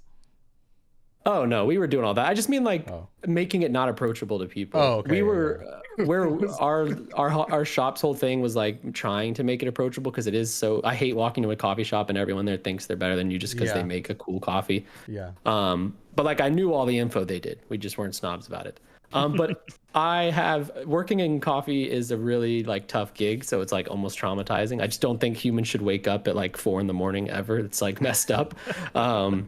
So I've like kind of regressed a bit into my coffee habits, which is to say I have a really nice coffee brewer, and I drink Dunkin' coffee out of it often, mostly because I'm over the days of spending like $25 on a bag of coffee because things are getting expensive in the world. But for anyone out there who's like, well, drinking Dunkin', my knowledge, my 5.5 years of good coffee shop snobbery is this: like, if you want to do anything to upgrade your coffee game, just get a grinder and buy whole bean. Like, don't buy prepackaged ground coffee, and you'll like elevate your game so much. I think that's like, those are the little things that I've picked up. And if you don't have room for a grinder, you can get a hand grinder. Yes. Well. Yeah. And grinders can be a little expensive, but I do think it's worth spending money on it because good ground beans go a long way. But yeah, I drink a coffee every day in the morning, but in 2024, I started a new thing because I saw on a TikTok, and it has to be correct, of course, that humans should start with water. So I'm trying to drink 16 ounces of water when I wake up. And it has actually, I don't know if it's placebo or real science, but like I do genuinely feel water better is good for you. Starting my day with water. Basically, I don't think that should be science. That should just be common sense. Well, the TikTok was like, you've been sleeping for 7-8 hours. You're dehydrated. You haven't drank anything. Like, drink water. And I'm like, that's actually a good idea. And it works. It's great. And then I drink coffee, and I'm down to 1 coffee a day. I'm a pretty anxious person sometimes, and I'm in therapy for it. And I'm dreading the day where my therapist is like, hey, what if we weaned off the caffeine a bit? So when you mentioned that with your anxiety, I was like, dang it. I hope my therapist isn't listening. Yeah. I'm not ready for that challenge. There's so many TikToks that I just take at face value lately. And even we're no better than misinformation on Facebook. I know. In a way, I saw a TikTok that was like, stop using dryer sheets, they're poisonous. And I was like, okay. I didn't do any other research. I was like, I'll just stop buying dryer sheets. Wait, do you mean like the little? You're speaking with confidence. I don't know. Like the things that make your clothes smell good, those little white things. Yeah, I heard they're poisonous, dude. Oh, okay. Well, I've been rolling I didn't around do any since October, I follow-up guess. research, but The they're not in my house microplastics, man. anymore. Yeah. So just to be clear, it seems like the hierarchy of coffee bouginess is Wes. Alex, me, and Kyle. Does that sound accurate? I'm happy at the bottom with my think so. cup of Your Dunkin'. Dunkin' K-Cups. Hell yeah. All right. Troidal Power via Discord asks, what thing do you lose most often? I ask this as I'm at work without headphones because I never have any idea where those dang things are. Oof. Oh boy, Definitely not those. the game changer for me was that made me like I'm pretty good about not buying the new Apple thing immediately anymore. Like, I keep my phone for many years and stuff. But when the AirPod Pros, their big upgrade was like the case has a little speaker in it now, and you can use the Find My app to find your AirPods. Ooh. I was like, yes, please. And it's been a lifesaver, because my AirPods are probably my most used electronic next to my phone.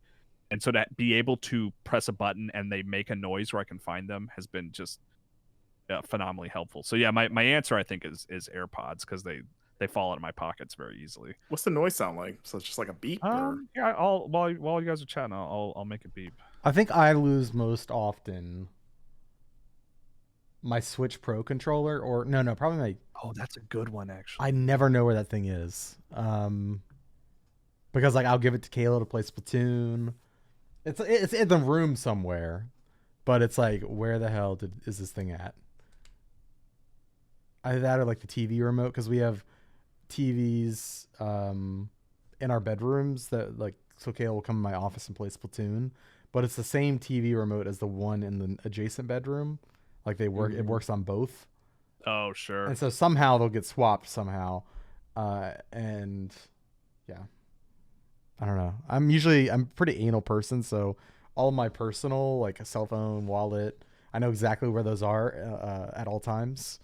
What about y'all? Pro controller is a good answer, though, even beyond Xbox and PlayStation controllers, because I move my Switch away from the Pro controller so often. Yeah. I don't move my Xbox away from the Xbox Yeah. controller very often.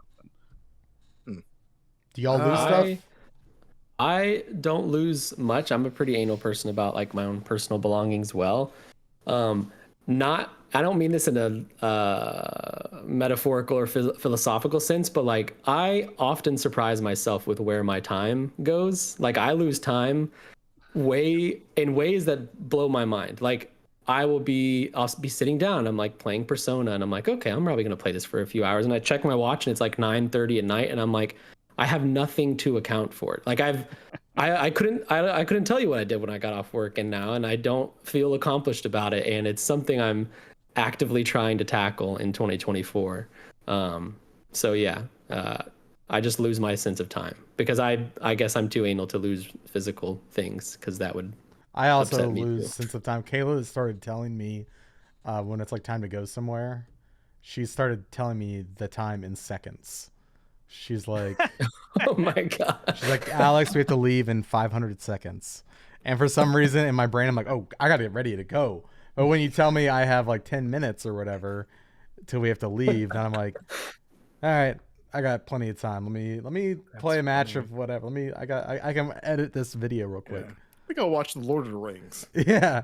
But when I hear it in seconds, what is 5 minutes? Like 300 seconds? Something like that.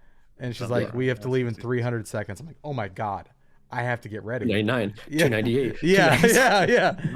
And like that is a trick I'm gonna that's steal worked. that for my kid. Yeah. That's amazing. That's perfect. Yeah. I'm gonna start doing that. Yeah, my wife, her tactics on a grown man you can use for your kid. That's great. Hell yeah. It makes me feel good. But no, it's a problem I have, and it's I am trying to overcome that problem, and so we're using different tactics, including breaking down the time into seconds. You should try it, Wes. See if it works. I might, yeah. I wasted 800 seconds today instead of 600. Yeah. By the way, I was all like bragging about the AirPods and how amazing the new generation is, and it's not working right now. I mean, they're right next to me, and my phone is like, I hit play sound and it's just doing the little loading. So It probably knows that Never mind. you're there. Like they're like, Yeah, oh, it's like you're looking at it. We know you're looking at your Yeah. AirPods. You're Got fine. like a proximity sensor. or Yeah. something. Yeah. I guess for me, the only thing I can think of that I recurringly lose is my phone. Doesn't happen like often, but happens often enough to, I guess, bring it up here where, you do the thing where you walk around with it and then you set it down without realizing it, and then time will pass because it's like I usually have my phone like right next to me most of the time, but also there's times where it's like, it's been In in the the room for an hour. in the evenings, I'll like leave it somewhere and walk around and do stuff without it.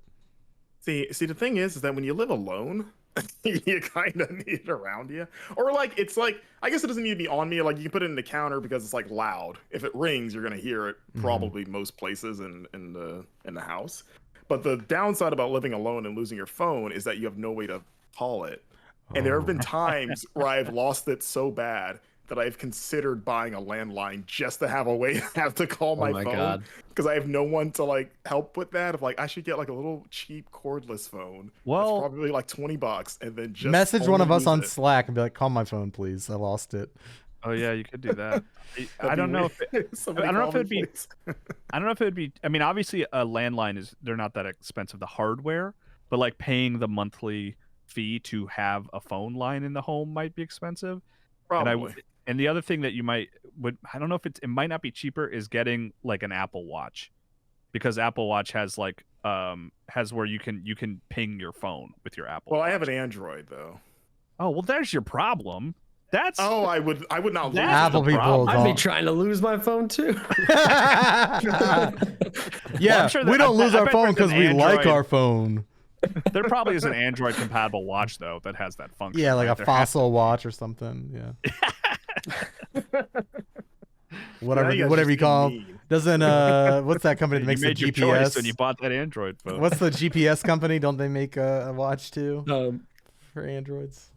I'm I sure know that company. It's like on the top of my Tiger head. Watch. If I update a Fitbit, well, let my phone know that it's lost. Maybe. There's probably a Fitbit. It's like, hey, you're gonna need to take 15 steps to get to your phone. What's that GPS company? Now it's driving me bonkers. Garmin? You get yourself a Garmin That watch? sounds right. Garmin. Yeah. Yeah. That sounds like something my grandpa has. Yeah. Yeah. Marcus is the grandpa of this group, though. I'm not the oldest, am I? Wait, no, I'm not. That's me. I would assume. Probably. No, but you're a very old soul. You're an old soul, though. Like pop culture wise, you're very hip and like. Well, actually, no, you're not actually, because like I'll talk to you on trips about like. Why am I being insulted? No. I'll talk to you on trips. We're on a trip, and I'll bring up like a reference to like a TikTok. He's like, I've never seen that. I'm like, well, we're gonna fix that. But like you're very good with like if you've seen it, you've got like a very encyclopedic pop culture knowledge. You're very good at pulling references. But you're also an old soul, and so you're like, I don't, you know. You dug your hole, Alex. You can't get out of it. Now you're just. He agreed with me. He's an old soul, and it's a charming thing. It's not a bad thing. There was a moment where I saw family in Jersey, and my uncle, who's an older guy, we discovered randomly that we were both really into the Beatles. Yeah, see, that's what our family, and then we like abandoned the rest of the family so that we could sit in the car and play Beatles songs and just be like, "Man, the Beatles are really good." And my whole family is listening and like, "Look at those old guys." Yeah, Beatles. It's endearing. Like, what are they doing in the car? Yeah, they're not hanging out with us. Yeah. Last question. Mash start button on Discord says, I consider The Last of Us a masterpiece of storytelling. What's another story, video game or otherwise, that has resonated deeply with you, and why? Ooh, there's a few of those. Well, like any media, games? any media.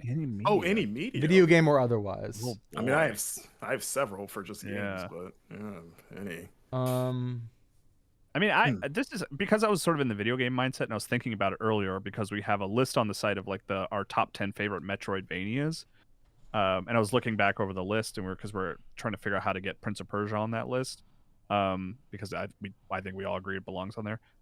Is a video game one that really came out of left field for me that I talk about often when I am given the excuses. Iconoclasts is a game that really hit hard for me because it is very much about sort of religion in a way that video games don't often touch on, and I really was like moved by it, and the ending really blew my mind. And so that's in terms of like video game, and maybe one that's a little bit more obscure, Iconoclasts really struck a chord with me in a way I wasn't expecting.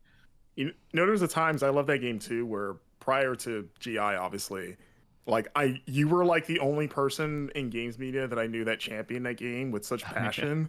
And I was the only person in like my friend group that loved that game. So I was like, there was like a weird kindred spirit I had with you, Kyle. Of like, nice. At least someone out there appreciates how good Iconoclast is. Dude, I feel the same way, man. I've pushed so many people toward that game all these years later. It's so good. It's so cool. The director of the two Shazam movies, his brother made that game. Oh, right. I think he told me weird. That. Oh, a couple of storytellers up in that family. Yeah. Wes, do you have one that comes to the top of your head? Not a game. Yeah, I'm going more like movie route, I think. Oh, sure. I think movie route, I don't know if it's a masterpiece, but like it's one of my all-time favorite movies because of its story, and I love its story and watch it often.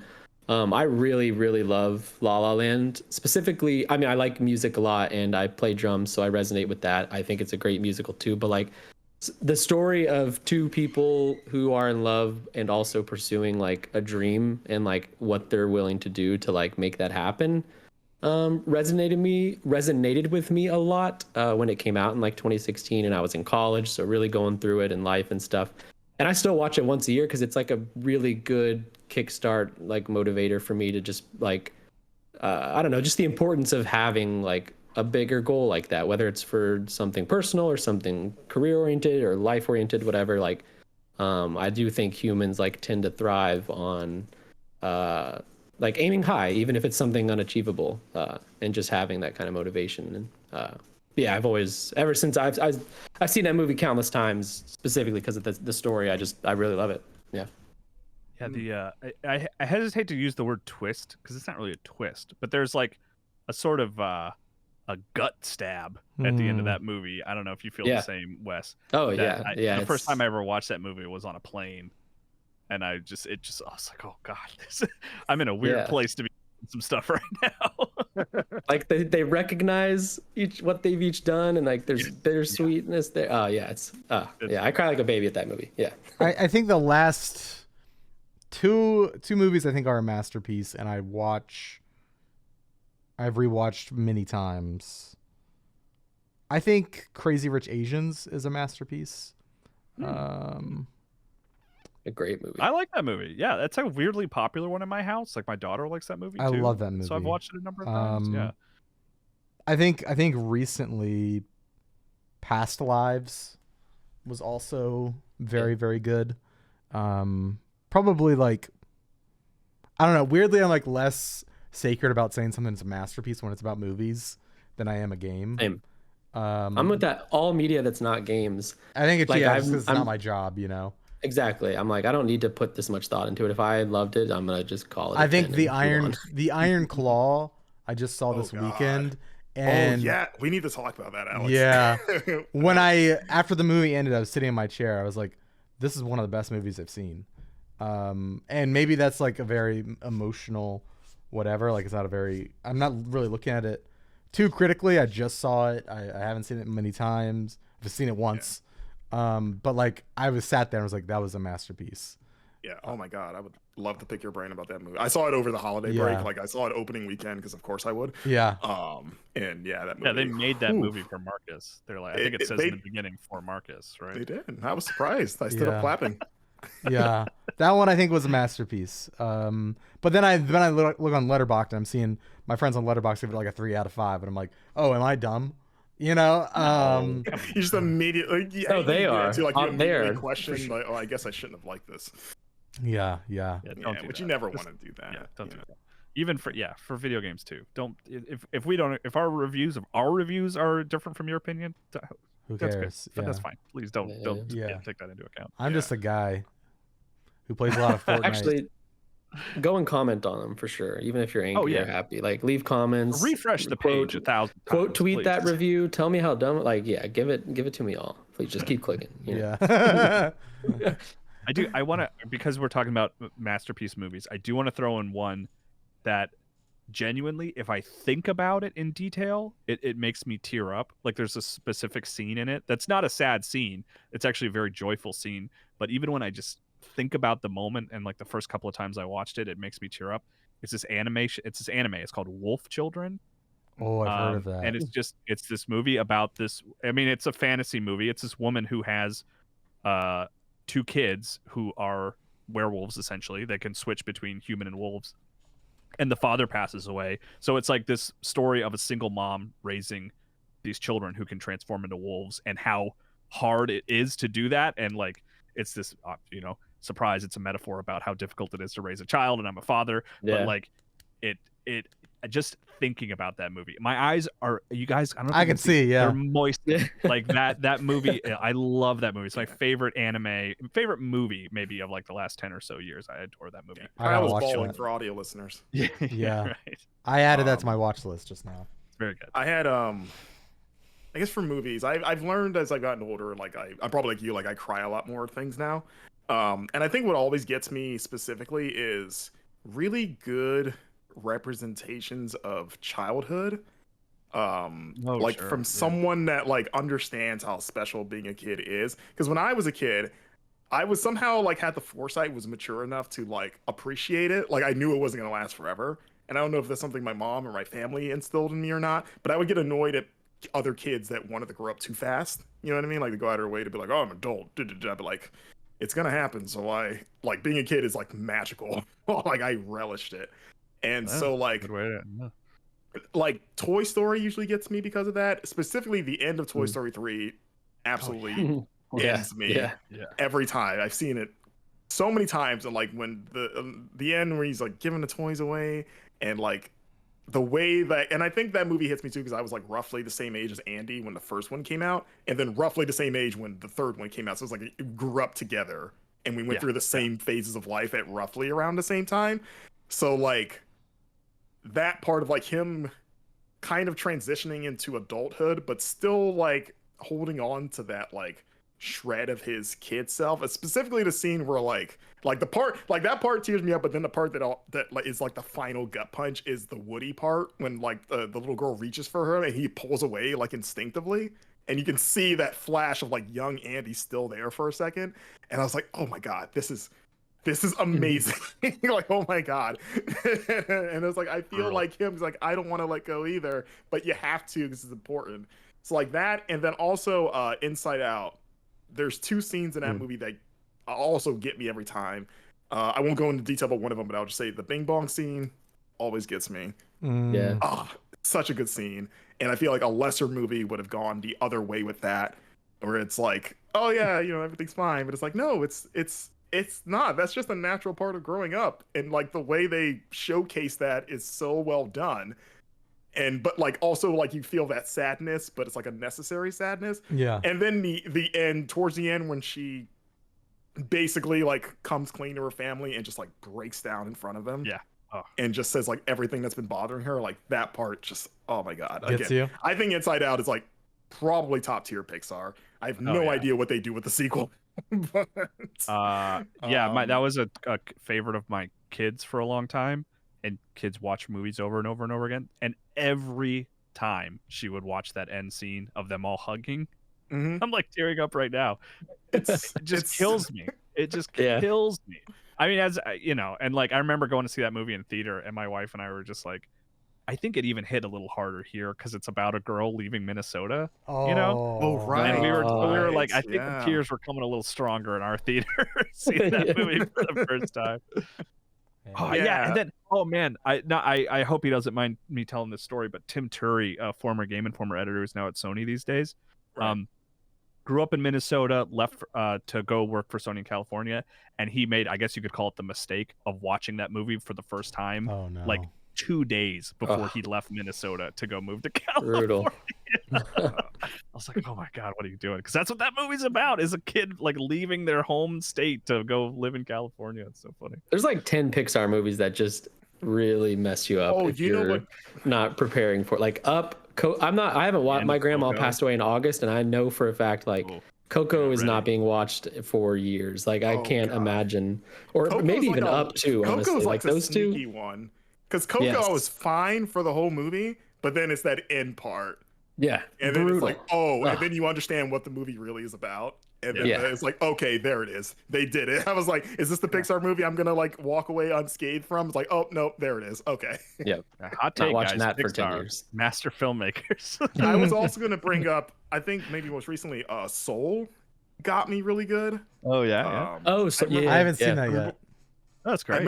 That's an interesting one for kids, because I was like, I feel like, because the premise of that movie is basically a guy that is chasing a dream that he's had his whole life, and then like what that does to someone when you have this dream that you're so focused on, what does that do for the rest of your life? Do you look at things lesser because it's not the thing that you're chasing, and then once you get it, does it feel as good as you thought it would, you know?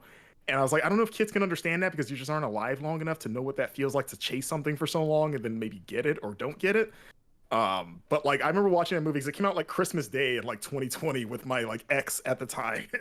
And it was a double feature because Wonder Woman 1984 came out the day, and we watched Wonder Woman first, and then that was a disaster. And Soul saved the day, thankfully. And by the end of that movie, because we had similar things, where like, because that movie hit because like I was only at Game Informer for like a few months at that point, and like that had been something I had worked so hard to get to, and like that was my singular aim, and like I related so much to Jamie Foxx's character in that movie, of like, okay, you did it, and now what? And not that there wasn't a now what, because it was like I was happy, but like kind of seeing how like focused he was at it at the detriment of other stuff. Like I was definitely guilty of that in like my freelance years, of like, this is like nothing else matters but this, basically. Sure. And like and then I, to the point where I even told myself, like, I will never be truly happy until I do it, because I'm always going to question, could I have done it? You know what I mean? Which is dangerous. Yeah, it is. And like that movie digs into that in such a really well done way. And there's like the one scene, and you guys have seen it, right? I know, Alex, you haven't seen it, but have you guys seen it? About it? Yes. Yeah. Oh yeah. Do you remember the scene where he finally gets the thing he wants to do? Like he plays for that band that he was excited about, and then he leaves and he talks to the lady that's like in charge of the band, and he's just like, I feel like I should feel more. You know what I mean? Like, but I don't know what it is. And she tells that story about like the fish, like kind of like, as I'm trying to remember, but it was like, I feel like I'm gonna butcher her story, but it's like the perfect analogy of like the fish talking about how he wants the ocean or something like that. And you know, I'm just gonna Google it because I don't want to screw this up. This makes me want to do a double feature of Soul and La La Land, because those are both like movies about the cost of like chasing your dream. And okay, here like, it is. What it is. I don't want to. Okay, so basically, I heard it says it's called The Fish and the Ocean Story, and it goes, I heard this story about a fish. He swims up to an older fish and says, I'm trying to find this thing they call the ocean. The ocean, the older fish says, that's what you're in right now. And then the young fish says, this is water. What I want is the ocean. And it's like basically saying like, you have what you want now. You just have to like look at it differently. Like you were always happy. Everything that you had to be happy was here. Damn. But you kind of tricked your brain into thinking that it should be more than what it is, basically. Yeah. And like the delivery of that in the movie, and you just see it hit him of like, oh. And I remember me and my ex at the time, we just like started crying right at that point, because it hit us both at the same time. Like, holy crap, that's what this movie's about. Okay. Yeah. So yeah. Damn good movie. Pixar. Check it out, Alex. Wolf Children and Soul, back to back. Wolf Children, I will 100% watch. Yeah, you'll have to let me know what you think of it. Yeah. You're gonna message me in a couple days, be like, that sucked. No, I've heard really good things. I've heard many good things about that movie. You cried at this? Yeah. this what a baby, man. Why don't you go lose your headphones again? Yeah. Sometimes kids are wolves. You just deal with it. Come on. Well, that's going to do it for the show this week.